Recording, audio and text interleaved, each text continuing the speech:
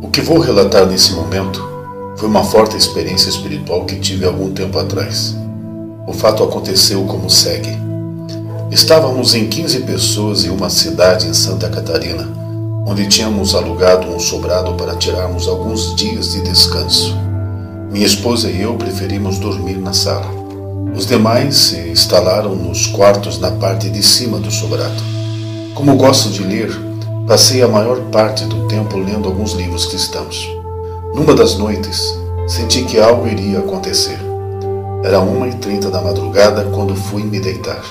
Todos já estavam dormindo. Ao me preparar para me deitar, olhando para um dos cantos da sala, senti como se alguém estivesse ali me observando. Minha esposa já se encontrava dormindo naquele momento.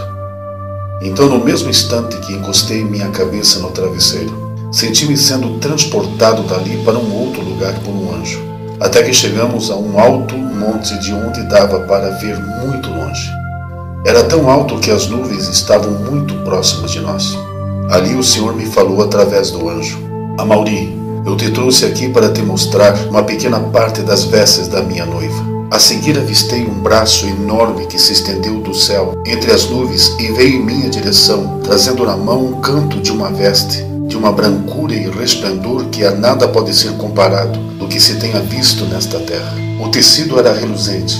A luz daquele tecido era tão forte que o anjo teve que colocar outra mão por cima dele para esconder seu brilho. Ao avistar aquele canto de veste resplandecente, que parecia um tecido aceso na mão do anjo, fui tomado por um gozo indizível. A alegria e felicidade que senti naquele momento divino era tão grande que não me importava em deixar tudo para trás e dali partir com o Senhor. Uma alegria transbordante. Desejei fortemente pegar aquele pedaço de vestes resplandecente, chegando a estender as minhas mãos a fim de poder alcançá-lo, mas o anjo não permitiu. Posso dizer pela experiência daquele momento, o prazer que se sentirá no céu transcende a tudo o mais. Como o apóstolo Paulo escreveu: as coisas que o olho não viu e o ouvido não ouviu e não subiram ao coração do homem são as que Deus preparou para os que o amam. 1 Coríntios 2,9. Tudo será tão glorioso e sublime que não haverá lembranças do que passou, de qualquer angústia, tristeza e dor. Ninguém terá saudades de ninguém e de nada do que ficou. Em meio àquela maravilhosa alegria que estava sentindo e a beleza do que estava contemplando e querendo vestir aquelas vestes, o Senhor tornou a falar através daquele anjo. Ainda não é o momento. Antes de alguém usar aquela veste, terá que passar por outro lugar primeiro. Naquele momento fui transportado para um outro lugar. Foi quando me deparei com um grande tribunal, onde estava ocorrendo um julgamento. Vi então uma pessoa parada diante de um tribunal prestes a ser julgada. Do céu descia uma grande lista como o desenrolar de um pergaminho, com versículos bíblicos, um abaixo do outro, com um espaço entre eles. Mas o que se sobressaía entre os demais e se encontrava bem acima era 2 Coríntios 5,10. Então notei que, conforme a lista ia passando, embaixo de cada versículo encontrava-se pontos pretos. Dependendo do versículo, tinha 2 pontos pretos, outros 1 e alguns não haviam nenhum.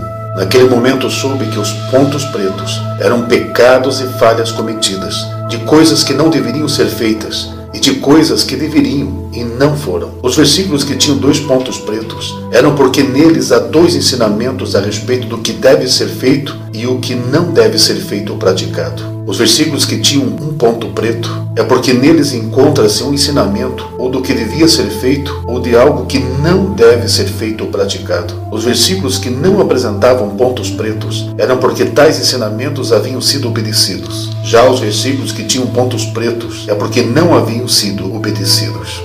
Foi-me mostrado em um lugar bem próximo de onde era realizado o julgamento, um buraco como se fosse de um poço, onde dava para ver as ondas de calor que saía dele.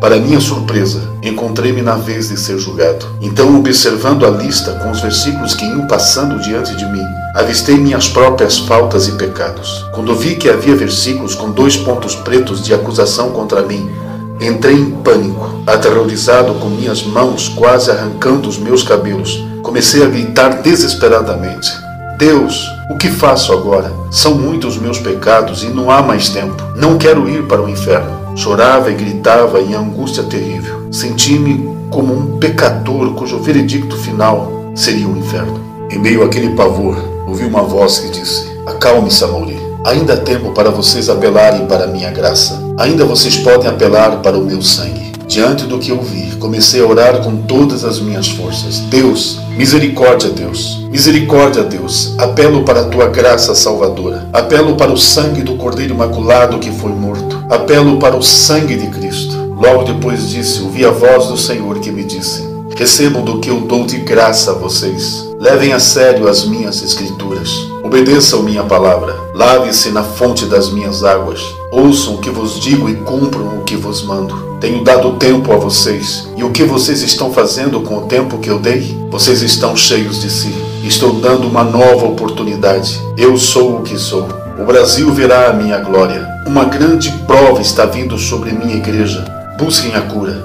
Eu curo os corações. Abominem o mal e receberão da minha glória. Não vivam uma farsa. Deus me fez ver dois extremos: a maravilha que será e o gozo que se sentirá quando os remidos vestirem-se com as vestes da noiva de Cristo. E também me fez ver e sentir o quanto será terrível para aqueles que tiverem em falta e pecados diante do tribunal de Cristo. Naquele dia não terá nova chance. Não terá voltas, de nada adiantará chorar e gritar pedindo por misericórdia, porque o tempo da graça terá terminado.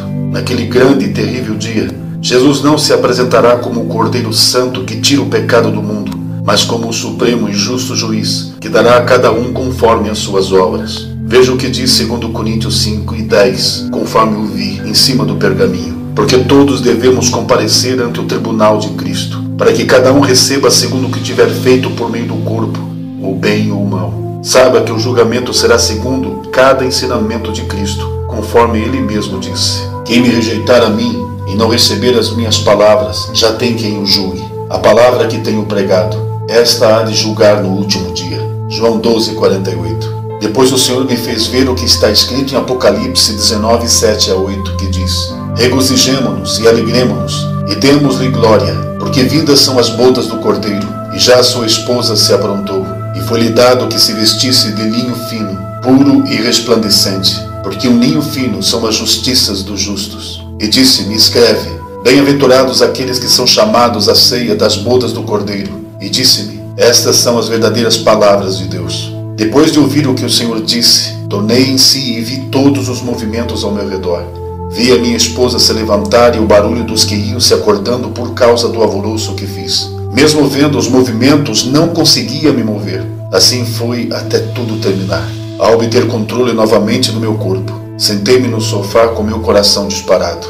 Depois de alguns instantes, achando-me mais calmo, consegui relatar a todos o que tinha visto. Eram 3:55 da madrugada. Foi nesse momento que vimos o que estava escrito em 2 Coríntios 5:10. Na sequência, achamos a concordância em Romanos 14:10-12, que diz: mas tu, por que julgas teu irmão? Ou tu também, por que desprezas teu irmão? Pois todos havemos de comparecer ante o tribunal de Cristo. Porque está escrito: pela minha vida, diz o Senhor, todo joelho se dobrará diante de mim, e toda língua confessará a Deus, de maneira que cada um de nós dará conta de si mesmo a Deus. A Bíblia diz em Jeremias 23:28, o profeta que tem um sonho, conte a visão, e aquele que tem a minha palavra, pregue fielmente a minha palavra. Estou fazendo o que tenho que fazer.